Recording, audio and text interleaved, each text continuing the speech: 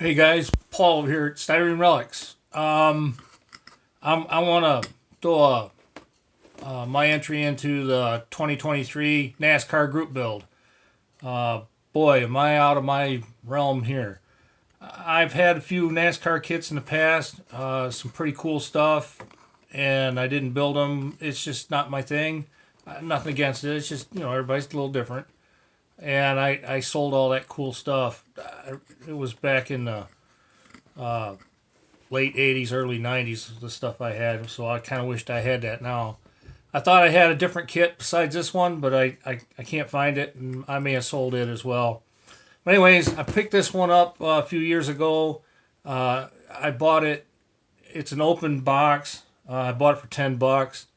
The guy didn't want it, and there's only really one kit in here, and then there's a partial kit. The petty car is gone, so the one that's in here is the Kodak car. That'd be Ernie Irvin's car.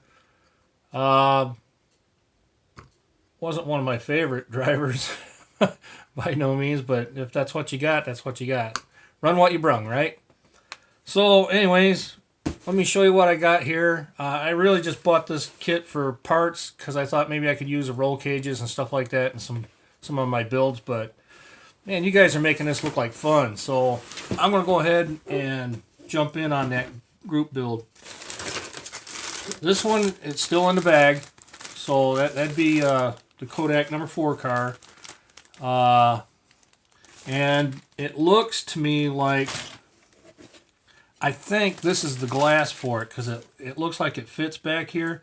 There's one more glass piece in here, but I think it's for this body, the Pontiac body.